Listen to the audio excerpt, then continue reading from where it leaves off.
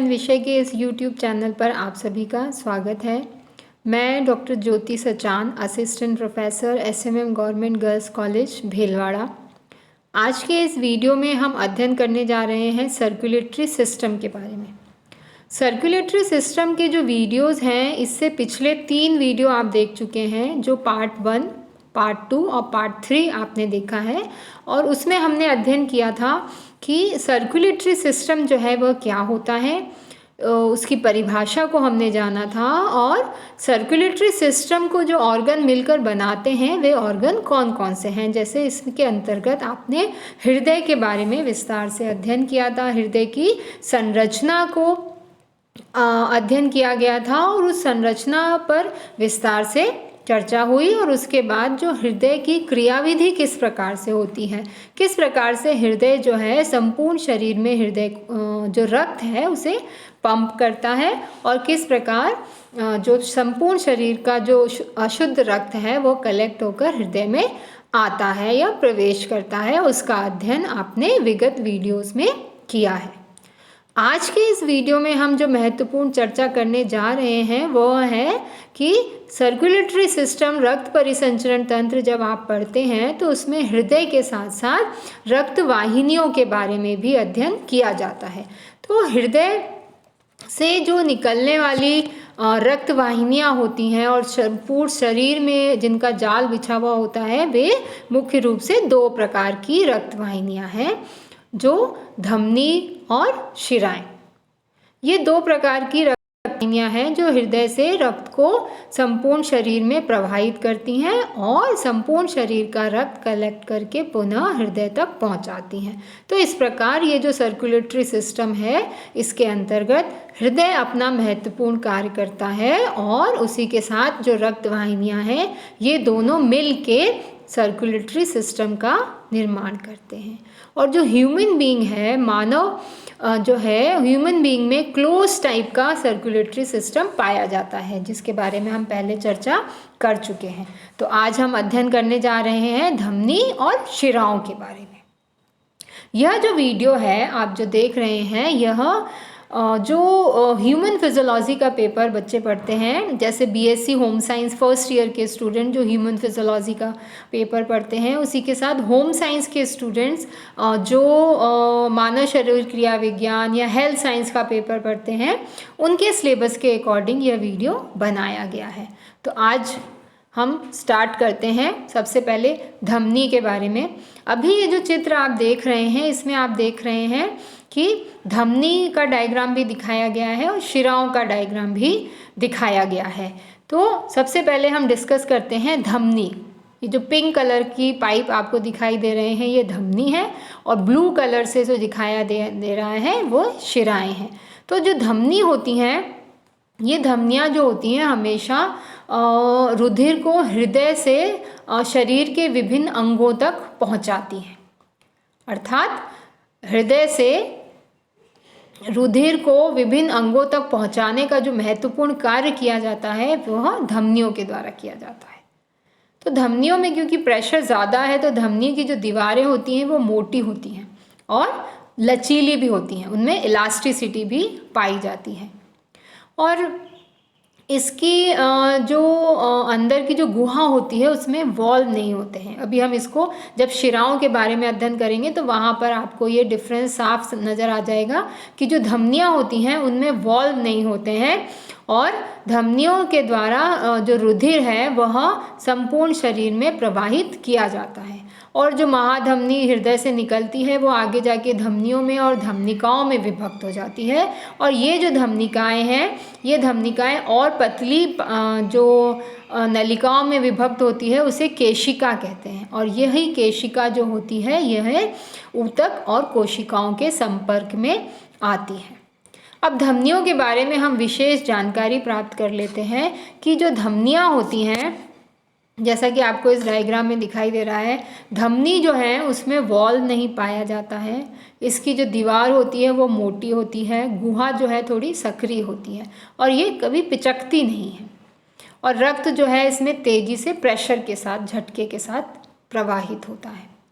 इसके अतिरिक्त धमनियाँ जो होती हैं सदैव धमनियों में शुद्ध रक्त प्रवाहित होता है। एक अपवाद स्वरूप धमनी ऐसी होती है जो फुफ्फुसी धमनी जिसे कहा जाता है।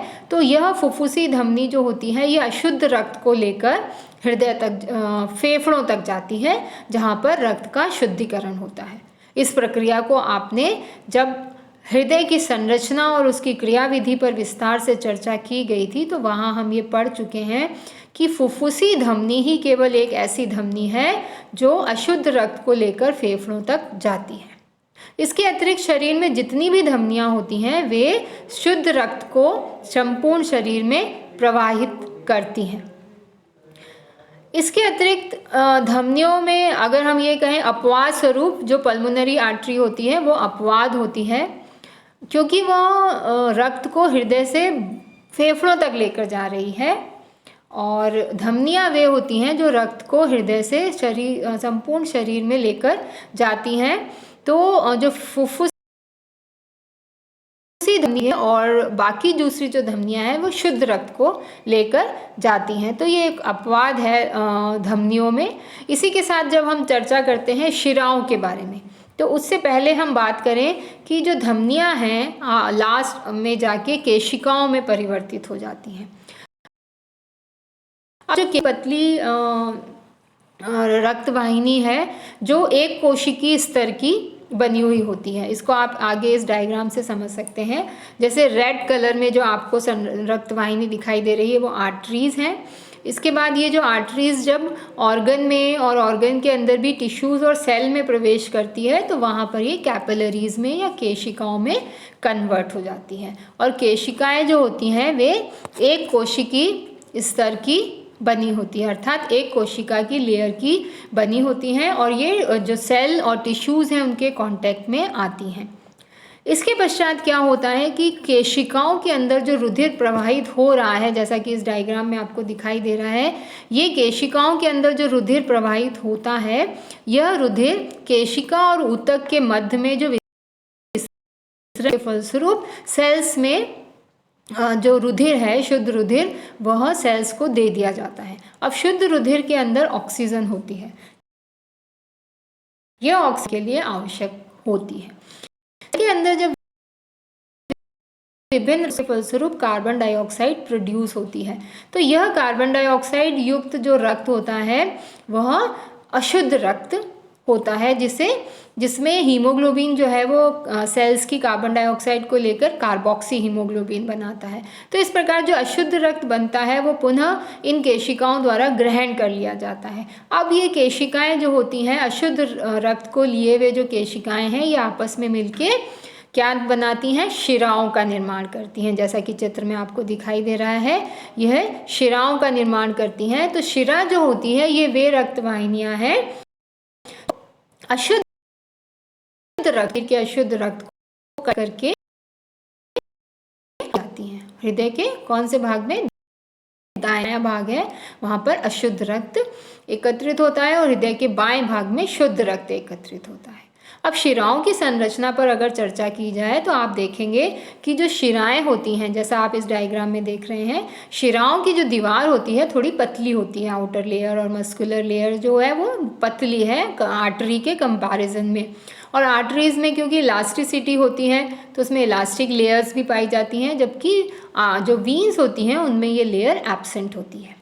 इसके अलावा जो वीन्स हैं या जो शिराएं हैं उसमें आप बहुत इंपॉर्टेंट चीज़ आप देख रहे हैं कि इसमें वॉल पाए जाते हैं जिनको कपाट कहा जाता है। अब यह जो वॉल्व होते हैं, ये वॉल्व जो है ब्लड को वन वे डायरेक्शन में फ्लो करने देते हैं, एक दिशा में प्रवाहित होने देते हैं। अब चूंकि जो शिराएं होती हैं वे क्या करती हैं, संपूर्ण शरीर के अशुद्ध रक्त को कलेक्ट करके हृदय तक लेकर जाती हैं। तो जब ये हृदय तक लेकर जाती हैं तो इनके रास्ते में जगह जगह पर वॉल्व पाए जाते हैं। ये वॉल्व इसलिए होते हैं ताकि अशुद्ध रक्त जो है उसका बैकवर्ड फ्लो ना हो, उसका जो फ्लो है वो हृदय की तरफ ही होना चाहिए। तो इस प्रकार ये जो शिराएं हैं ये अशुद्ध रक्त को हृदय तक लेकर जाती हैं। फिर अगर हम अपवाद की बात करते हैं तो जिस प्रकार से फुफ्फुसी धमनी जो थी वो एक अपवाद है जिसमें अशुद्ध रक्त प्रवाहित होता है, उसी प्रकार से फुफ्फुसी शिराएं जो होती हैं, पल्मोनरी वीन्स जो होती हैं, ये एक अपवाद है वीन का जिसमें शुद्ध रक्त प्रवाहित होता है।